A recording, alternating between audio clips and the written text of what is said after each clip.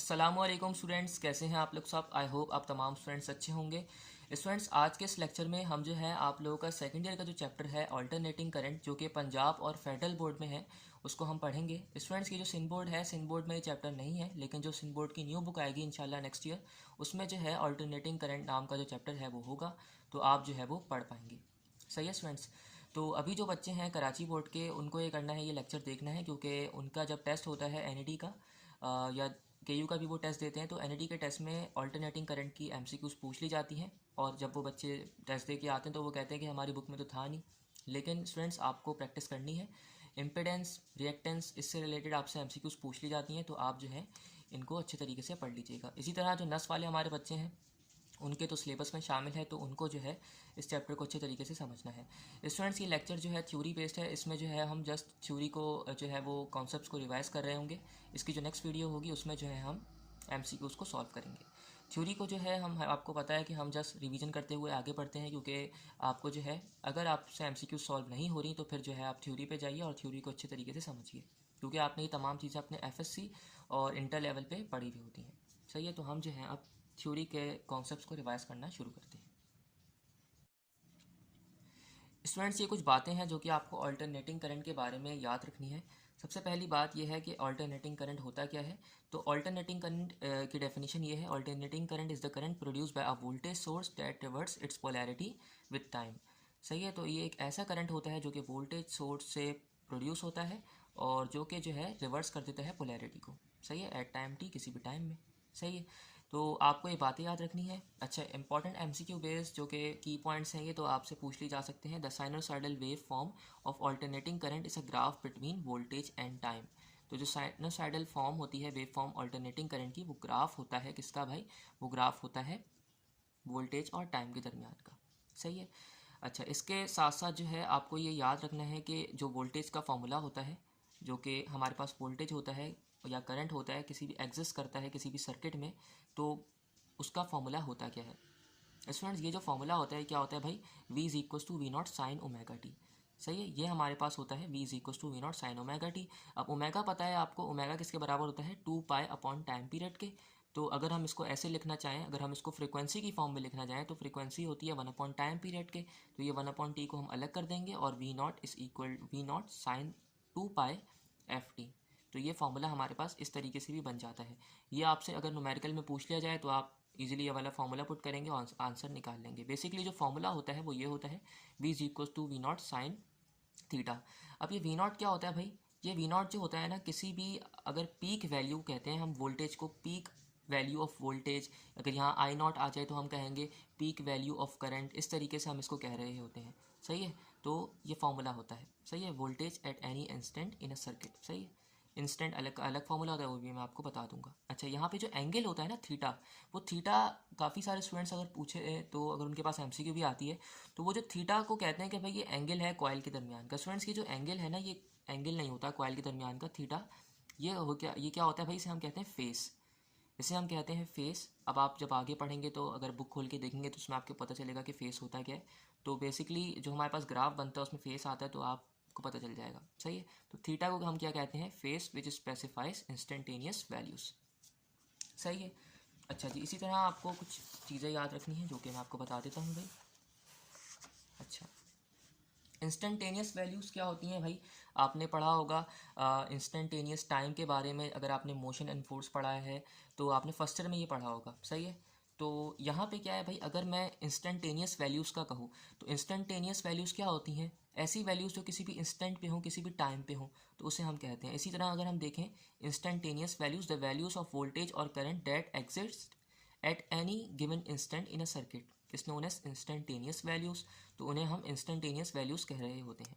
अच्छा, वोल्टेज की अगर बात करूँ, हमने वोल्टेज का पीछे फॉर्मूला पढ़ा था, v is equal to V naught sine theta. सही है, लेकिन अगर ये एट एनी इंस्टेंट पे आ जाए तो v instantaneous is equal to V naught sine theta. इसी तरीके से बन जाएगा। इसी तरह अगर हम करंट की बात करें तो करंट का भी यही हो जाता है भाई, i instantaneous is equal to I naught sine theta. और ये आई नॉट और वी नॉट क्या है भाई, ये पीक वैल्यूज़ हैं। जब हाईएस्ट, देखिए यहाँ पे लिखा हुआ भी है, it is the highest value for the voltage और करंट। हाईएस्ट वैल्यू होती है किसी भी, अगर हम सर्किट की बात करें, सही, अल्टरनेटिंग करंट में। अच्छा जी, साइनोसॉइडल ग्राफ होता है इसका, वो भी आपको पता है। अच्छा, तो हमें पता है फेस क्या होता है भाई। अब ये देखें फेस भी आ गया यहाँ पे। The phase angle which specifies the instantaneous values of alternating current is known as its phase. जो कि इंस्टेंटेनियस वैल्यूज को स्पेसिफाई कर रहा है उसे हम फेस कह रहे होते हैं बेसिकली। सही है। अच्छा, RMS ये MCQ आपसे पूछ ली जाती है कि भाई रूट मीन स्क्वायर वैल्यूज़ क्या होती हैं वोल्टेज की और करंट की। तो वो क्या होती हैं भाई, आपको रिलेशन याद रखना है, V0/√2। सही है। इसी तरह I0/√2। इनकी वैल्यूज़ जो होती हैं वो दोनों इक्वल होती हैं। अगर आपसे MCQ में पूछ लिया जाए, जो कि पूछ लिया जाता है कि भाई बताइए which of the following relation is correct, तो ज़्यादातर ये पूछा जाता है कि इन दोनों की वैल्यूज़ दी जाती हैं और पूछा जाता है कि कौन सा रिलेशन करेक्ट है। तो आपको जो मार्क करना होता है वो क्या करना होता है भाई, आपको मार्क करना होता है बोथ A एंड B। सही है। मे बी आपसे अगर मैं टेस्ट लूँगा इसका, तो टेस्ट में जो है आपको इस तरीके की MCQ मैं दे सकता हूँ। ओके। अच्छा जी स्टूडेंट्स, क्योंकि इस चैप्टर की इतनी ज़्यादा वेटेज है नहीं, तो हम जस्ट इस चैप्टर को ना रिवाइज करते हुए आगे बढ़ रहे हैं। लेकिन आपको इन तमाम बातों को याद रखना है। अगर आपसे कोई भी ऐसी बात पूछ ली जाए MCQ में, तो आपको ईजिली मार्क करना है इसको। अच्छा, आगे का जो पार्ट होगा ना, ज़रा उसको अच्छे तरीके से समझिएगा। इसी तरह हमारे पास DC सर्किट होता है भाई। DC सर्किट और AC सर्किट, आप जो है इसकी डायग्राम आपके सामने शो हो रही होगी, तो वहाँ से देख लीजिएगा। DC सर्किट ये होता है और AC सर्किट ये होता है। सही है। अच्छा जी, अब DC सर्किट की पहचान क्या है। इसमें जो है रजिस्टर होता है, रेजिस्टेंस होती है। Resistance R is the basic element in DC circuit. जो हमारे पास रजिस्टर होता है वो बेसिक एलिमेंट होता है हमारे पास DC सर्किट का। अच्छा जी, इसी तरह आपके पास जो रेजिस्टेंस होता है वो कंट्रोल करता है वोल्टेज को और करंट को, और ओम्स लॉ जो है इसमें यूज़ हो रही होती है। अगर आपसे पूछ लिया जाए कि resistance control voltage and current in which circuit, तो आप क्या मार्क करेंगे भाई, आप मार्क करेंगे DC सर्किट में होता है ये। इसी तरह आपके पास AC सर्किट होता है, और AC सर्किट में आपके पास क्या होता है, यहाँ पे आपके पास रेजिस्टर होता है, इंडक्टर होता है, कैपेसिटर होता है। सही है। कैपेसिटर आपके पास चार्ज को स्टोर करता है। इसी तरह इंडक्टर जो होता है कॉइल शेप्ड होता है। रेजिस्टर क्या होता है, वो करंट को रेजिस्टेंस प्रोवाइड करता है। तो ये जो है ना, 3 एलिमेंट्स होते हैं, 3 कंपोनेंट्स होते हैं AC सर्किट में। सही है। तो ये बाकी जो है बातें हैं इसको आप छोड़ दीजिए। ये वही पुराना जो हमने पढ़ा था ये वही है, तो आप इसको अच्छे तरीके से समझ गए होंगे। अच्छा, अब जो है हमें ये बातें याद रखनी है स्टूडेंट्स, अगर हमारे पास कोई भी ऑल्टरनेटिंग करंट है थ्रू द कैपेसिटर। क्योंकि देखें, आपको जो है ना इस चैप्टर में हम इंडक्टर और कैपेसिटर के बारे में पढ़ रहे होते हैं। सही है। अच्छा, जो हमारे पास कैपेसिटर होता है, हमारे पास कैपेसिटर में रिएक्टेंस होती है। सही है। और वो जो कैपेसिटर में रिएक्टेंस होती है उसको हम क्या कह रहे होते हैं, XC कह रहे होते हैं। XC, इसको हम XC से रिप्रेजेंट कर रहे होते हैं। सही है। इसका फॉर्मूला होता है, और वो जो फॉर्मूला होता है वो क्या होता है, VRMS डिवाइडेड बाय IRMS। ये जो V है वो आपके पास वोल्टेज, I क्या है, करंट। तो इसका ये फॉर्मूला होता है, आपको इसको अच्छे तरीके से याद रखना होता है। अच्छा, अगर हम इस फॉर्मूले को फर्दर ड्राइव करें तो ये क्या बन जाता है, 1/2πfc। सही है। और 1/2πf तो हमें पता है किसके बराबर होता है, ओमेगा के। सही है। 2πf किसके बराबर होता है, ओमेगा के बराबर होता है ना। तो हम यहाँ पे ओमेगा पुट कर देते हैं। तो हमारे पास जो फॉर्मूला निकल कर आता है रिएक्टेंस का, किसी भी चीज़ की रिएक्टेंस का अगर हमारे पास फॉर्मूला निकल कर आएगा, तो वो क्या आएगा भाई, वो हमारे पास निकल कर आएगा, अगर मैं XC की बात करूँ तो मेरे पास XC का फॉर्मूला निकल कर आता है 1/ωc। सही है। या हम इसको ऐसे भी निकल सकते हैं 1/2πfc। सही है। तो ये 2πf तो ओमेगा के बराबर होता है, इसलिए हमने यहाँ पे ओमेगा पुट कर दिया। सही है। ये हमारे पास फॉर्मूला होता है कैपेसिटिव रिएक्टेंस का। ये किसका फॉर्मूला होता है, ये NAD में पूछ लिया जाता है या NS में, तो आप ये याद रखिए, कैपेसिटिव रिएक्टेंस का फॉर्मूला होता है ये हमारे पास। सही है। अच्छा, रिएक्टेंस क्या होती है, रिएक्टेंस हम उसे कहते हैं कि अगेन जो हमारे पास कोई भी हमारे पास अगर RC सर्किट है, तो RC सर्किट में जो हमारे पास जो हमारे पास चार्जेस को जो रेजिस्टेंस प्रोवाइड करता है, स्टोर चार्जेस जो स्टोर होने वाले होते हैं हमारे पास कैपेसिटर में, जो उसको हम रेजिस्टेंस प्रोवाइड कर रहे होते हैं, तो हमारे पास हम उसे क्या कहते हैं, रिएक्टेंस कह रहे होते हैं। सही है। तो ये आपको फॉर्मूला याद रखना है, हमारे पास ये कैपेसिटिव रिएक्टेंस का फॉर्मूला आ गया। ओके। अच्छा, अब यहाँ पे एक और बात याद रखनी है, as frequency increases XC decreases. तो यहाँ पे अगर आप रिलेशन देखेंगे स्टूडेंट्स फॉर्मूले का, तो हमारे पास कैपेसिटिव रिएक्टेंस का जो फॉर्मूला है वो इन्वर्स फॉर्मूला नज़र आ रहा है आपको। अगर आप फॉर्मूला देखेंगे तो ये आपको जो फॉर्मूला लग रहा है ये इन्वर्स फॉर्मूला है। रिलेशन क्या है, अगर आपके पास कैपेसिटिव रिएक्टेंस इंक्रीज होगी तो आपके पास फ्रीक्वेंसी क्या होगी, वो डिक्रीज होगी, या फ्रीक्वेंसी इंक्रीज होगी तो कैपेसिटिव रिएक्टेंस डिक्रीज हो जाएगी। कोई एक चीज़ बढ़ेगी, कोई एक चीज़ कम होगी। सही है। अच्छा जी, यहाँ पे आपको याद रखना है voltage lags current by 90 degree in a pure capacitive circuit. अगर आपके पास कोई भी आरसी सर्किट होगा ना तो उसमें वोल्टेज लैग कर रहा होगा 90 डिग्री से, या करंट लीड कर रहा होगा, हम ये भी कह सकते हैं, क्योंकि इसमें लैग का वर्ड लिखा हुआ है। सही है। अच्छा जी, नज़र आ रहा होगा आपको। अच्छा, इसी तरह हमारे पास इंडक्टर के लिए अगर हम काम करें तो इंडक्टर क्या है भाई, इंडक्टर के लिए हम ये काम कर रहे होते हैं, हमारे पास इसमें क्या होता है भाई, इसमें करंट लैग कर रहा होता है 90 डिग्री से। सही है। अगर हम किसी भी एसी सर्किट की बात करें और उसमें हमारे पास इंडक्टर अगर है तो हमारे पास वहाँ पे करंट लैग कर रहा होता है। और अगर हम कैपेसिटिव सर्किट की बात करें, alternating current through capacitive circuit की बात करें तो उसमें क्या होता है, वोल्टेज लैग कर रहा होता है थ्रू 90 डिग्री। अगर आपसे एमसीक्यू पूछ ली जाए, अगर आपके पास कैपेसिटर का केस है, capacitive alternating current through capacitor है, तो आप क्या करेंगे, voltage lag behind the voltage behind the current 90 degree. और यहाँ पे अगर आपके पास ऑल्टरनेटिंग करंट थ्रू इंडक्टर है तो यहाँ पे करंट लैग कर रहा होता है 90 डिग्री से। सही है। ये आपके पास फॉर्मूला होता है यहाँ पे इसका इंडक्टेंस का, जो कि आपके पास ये रहा, और उसका फॉर्मूला क्या होता है भाई, 2πfc। अगेन 2πf तो हमें पता है ओमेगा के बराबर होता है, तो यहाँ पे हमारे पास फॉर्मूला बन के आता है XL is equal to omega C. क्या भाई फॉर्मूला निकल कर आता है कैपेसिटिव आपके पास इंडक्टेंस का, इंडक्टिव रिएक्टेंस हम इसको कहते हैं, इंडक्टिव रिएक्टेंस। और आपके पास फॉर्मूला क्या निकल कर आता है, इसको हम एक्सएल कह रहे होते हैं स्टूडेंट्स, और हमारे पास ओमेगा सी फॉर्मूला निकल कर आता है, और ये बराबर होता है 2πfc के। अगर यहाँ पे मैं रिलेशन देखूँ तो देखें फ्रीक्वेंसी का रिलेशन जो है वो डायरेक्ट है किससे भाई, वो डायरेक्ट रिलेशन है आपके पास इंडक्टिव रिएक्टेंस से। तो इसका मतलब ये है कि अगर हम जो है फ्रीक्वेंसी को बढ़ाएंगे तो हमारे पास इंडक्टिव रिएक्टेंस भी इंक्रीज़ हो जाएगी। ये दो आपको बातें बताना लाजमी थी, ये आपको याद रखनी है। सही है स्टूडेंट्स। अच्छा, अब हमें पता करना है कि हमारे पास इम्पिडेंस क्या होती है भाई। तो स्टूडेंट्स याद रखें, हमारे पास इम्पिडेंस क्या होता है भाई, रेशो होता है किसका, VRMS का और IRMS का। अगर हम क्या इसको बात बताना चाहें इसको सिंपल वर्डिंग में, तो हम क्या कहेंगे, combine effect of resistance R and capacitive reactance XC and inductive reactance XL in a circuit in which AC is provided is called impedance। जो कंबाइंड इफेक्ट होगा हमारे पास रेजिस्टेंस का, कैपेसिटिव रिएक्टेंस का और इंडक्टिव रिएक्टेंस का, तो हम उस किसी भी एसी सर्किट में, ऑल्टरनेटिंग करंट के सर्किट में, तो हम क्या होगा भाई, उससे हम क्या कहते हैं, इम्पिडेंस कह रहे होते हैं कंबाइंड इफेक्ट को। तो इम्पिडेंस के कुछ केसेस हैं, आपको जो है ये याद रखने हैं स्टूडेंट्स। इम्पिडेंस के कुछ फार्मूलाज हैं, ये फार्मूलाज आपसे एंट्री टेस्ट में बार बार पूछ ले जाते हैं, तो ये आपको बहुत ही अच्छे तरीके से ना स्टूडेंट्स याद रखने हैं। भाई पहला फार्मूला क्या है, अगर आपके पास इम्पिडेंस कोई भी RL सर्किट है, अगर आपके पास RL सर्किट है तो उसमें इम्पिडेंस का फॉर्मूला क्या होगा, अगर आपके पास कोई भी RL सर्किट है तो उसके पास उसका जो फॉर्मूला होगा आपका इम्पिडेंस का, वो क्या होगा भाई, R² प्लस का एक्स L स्क्वायर। सही है।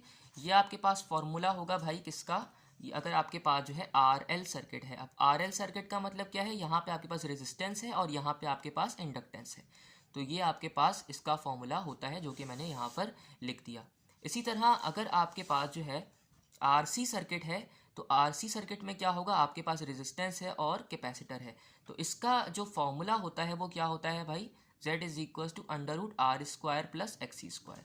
अगर हमारे पास RC सर्किट है तो RC सर्किट में इम्पिडेंस का फॉर्मूला क्या होगा, Z is equal to √R² plus का XC²। सही है। अगला जो आता है हमारे पास क्या आ जाता है, RLC सर्किट या RCL सर्किट भी कह सकते हैं, जिसमें तीनों चीज़ें एक साथ होती हैं। देखें यहाँ पे हमारे पास रेजिस्टेंस भी साथ है, यहाँ पे हमारे पास जो है वो इंडक्टेंस भी साथ है, और साथ साथ आपके पास जो है यहाँ पर कैपेसिटेंस भी साथ है। तो इसका फॉर्मूला होता है, ये जो कि मोस्ट इंपॉर्टेंट फार्मूला है MCQs के पॉइंट ऑफ व्यू से, क्या होता है, √R² प्लस का XL² माइनस XC²। सही है। तो क्या होता है भाई, फॉर्मूला क्या बन जाता है हमारे पास, Z is equal to √R² plus का XL माइनस का एक्स सी का होल स्क्वायर, यही फॉर्मूला होता है स्टूडेंट्स हमारे पास। तो हमने ये इस तरीके से लिख दिया। सही है, तो ये कुछ केसेस होते हैं, ये आपको याद रखने हैं। आई होप आपको समझ आ जाएंगे। स्टूडेंट्स यहाँ पे अगर हमारे पास आरसी सर्किट है, तो जैसा कि मैंने आपको बताया कि अगर आपसे एमसीक्यू में डिफरेंट तरीके से पूछा जा सकता है। स्टूडेंट्स देखें, इस तरीके से भी पूछा जा सकता है कि आरसी सर्किट में इम्पिडेंस का फॉर्मूला मुझे बताइए। तो हमने पढ़ा कि भाई हमारे पास अगर कोई भी आरसी सर्किट है तो आरसी सर्किट का फॉर्मूला क्या होगा, हमने ये देखा था। स्टूडेंट्स देखें, ये हमने देखा था अगर हमारे पास आरसी सर्किट था तो आरसी सर्किट में हमने फॉर्मूला निकाला था। फॉर्मूला क्या निकाला था, z is equal to under root R square plus X C square. ये हमने किस में निकाला था, हमारे पास अगर आरसी सर्किट होगा। आरसी सर्किट का मतलब क्या है, रेजिस्टेंस लगी हुई है और हमारे पास यहाँ पे कैपेसिटर लगा हुआ है, ये हमारे पास आरसी सर्किट हो जाएगा। इसमें इम्पिडेंस निकालनी थी, सही, कंबाइन इफेक्ट निकालना था, तो वो हमने इसका फॉर्मूला ये बनाया था। अगर हमारे पास ये एमसीक्यू में ना दिया जाए तो हमें तो ये पता है कि हमने एक्स सी निकाला था ऊपर, जो कि हमारे पास किसके बराबर था, 1/ओमेगा सी के। ये हमने ऊपर निकाला था ना, तो हम अगर ये वाली वैल्यू यहाँ पर पुट कर दें, अगर हमने जो ये ऊपर वैल्यू निकाली है, देखें omega c x c is equal to 1/ओमेगा सी, अगर हम यहाँ पे ये पुट कर दें इसकी जगह, तो कोई मसला तो नहीं होगा ना, तो हम यहाँ पे ये भी पुट कर सकते हैं। सही है स्टूडेंट्स, इसी तरीके से आपसे पूछ ली जाती है एमसीक्यू, तो मैंने आपको बता दी। यही तरह अगर हमारे पास आर एल सीरीज सर्किट है तो उसमें भी आपसे ये पूछी जा सकती है यही एमसीक्यू कि भाई हमें बताइए कि क्या होगा भाई फॉर्मूला, तो आप इजीली बता देंगे इम्पिडेंस का फॉर्मूला हमारे पास ये होगा। सही है, तो एंगल अगर आपको निकालना है तो tangent inverse theta is equal to tangent inverse 1/ओमेगा सी आर होता है फॉर्मूला इसका, अगर फेस निकालना है आपको। इसी तरह अगर आपको यहाँ पे आर एल सर्किट में, सीरीज सर्किट में आपको जो है फॉर्मूला निकालना है, फेस निकालना है, तो फेस के लिए हम क्या करेंगे, theta is equal to tangent inverse omega L और आर। सही है, तो ये इस तरीके से हम इसको कर रहे होते हैं। एनईडी में मे बी एमसीक्यू या आपके लिए पूछ ली जाए, या नस में बाकी एमडी कैट में भी ना पूछी जाएगी। तो एमडी कैट वाले जो बच्चे हैं वो इसको छोड़ भी सकते हैं, क्योंकि अभी उनका जो सिलेबस है वो नहीं आया है। अच्छा जी स्टूडेंट्स, अच्छा फ्रीक्वेंसी का फॉर्मूला अगर हम यहाँ पे देखें स्टूडेंट्स, अच्छा रेजोनेंस क्या होता है भाई, रेजोनेंस अगर मैं आपसे पूछूं तो रेजोनेंस क्या होता है, तो भाई रेजोनेंस यही होता है ना कि अगर जो है हमारे पास वाइब्रेशन हो रही है किसी भी सिस्टम में, हमारे पास किसी भी ऑपरेशन में, तो उसमें क्या होगा, उसका जो इफेक्ट है दूसरी चीज़ पे पड़े और उसमें हायर एम्पलीट्यूड के साथ जो है वाइब्रेशन स्टार्ट हो जाए, यही हम उसे कह रहे होते हैं ना। तो अगर किसी भी चीज़ में वाइब्रेशन हो रही है, वाइब्रेटिंग बॉडी है, और अगर उसमें जो है उसका इफेक्ट जो है वो दूसरी चीज़ पे पड़े और जो उसी के साथ हो, और वाइब्रेशन जो है एक हायर एम्पलीट्यूड के साथ स्टार्ट हो जाए, देखिए हायर एम्पलीट्यूड के साथ स्टार्ट हो जाए, तो हम क्या कह रहे होते हैं भाई, हम उसे रेजोनेंस कह रहे होते हैं। अच्छा जी, तो रेजोनेंस का आपको फॉर्मूला पता है, अगर जब भी रेजोनेंस आ जाए आपके पास सिस्टम में, तो आपके पास जो आपके पास कैपेसिटिव इंडक्टेंस होती है वो किसके बराबर हो जाती है, आपके पास इंडक्टिव रिएक्टेंस के।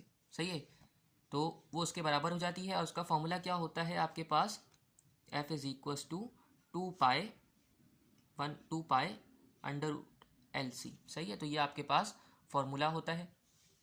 ओके स्टूडेंट्स, तो ये आपको याद रखना है, 1/2 pi under root L c. Okay जी, सही है। अच्छा नेक्स्ट देखें तो हमारे पास पैरेलल रेजोनेंस सर्किट आता है, तो यहाँ पे भी आपको ये याद रखना है इसका फॉर्मूला क्या होता है, इसका फॉर्मूला भी सेम ही होता है।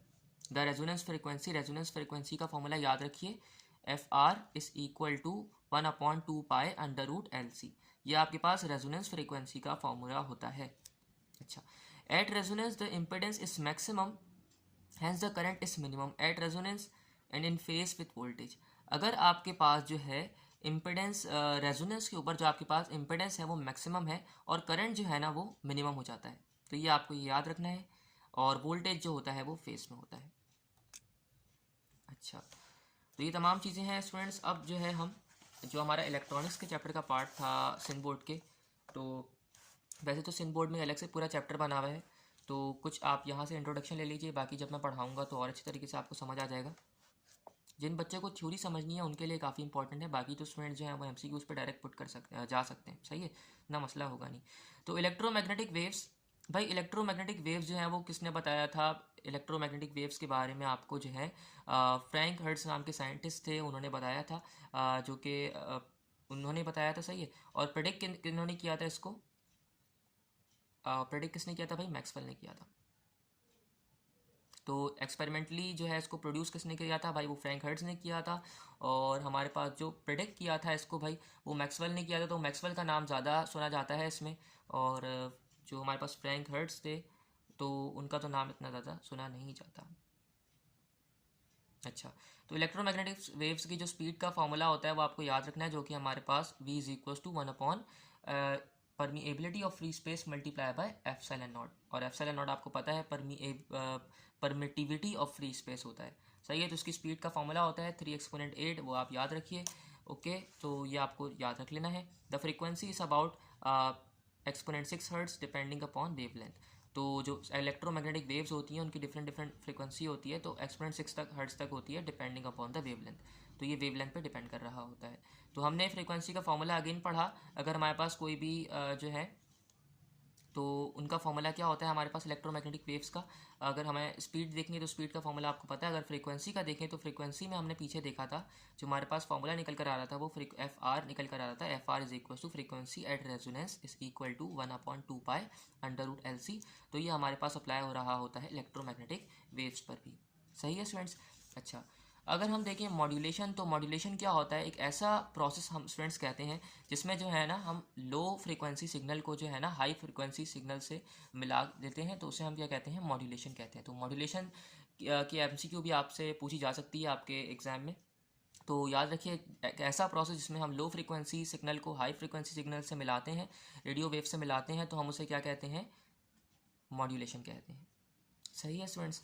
तो इंशाल्लाह जो है नेक्स्ट लेक्चर में जो है आपकी हम जो है एमसीक्यूज़ को सॉल्व करेंगे। या जिन स्टूडेंट्स ने जो है लेक्चर से देखकर जो है इस लेक्चर पर आए हैं, क्योंकि कुछ स्टूडेंट्स अपने कॉन्सेप्ट्स क्लियर करने के लिए आए होंगे, तो आई होप आपके तमाम कॉन्सेप्ट्स क्लियर हो गए होंगे। अगर आपको कोई कॉन्सेप्ट क्लियर नहीं है तो कमेंट करिए, इंशाल्लाह जो है मैं आपको लाजमी जवाब दूंगा। आज के लिए इतना ही, अल्लाह हाफिज़।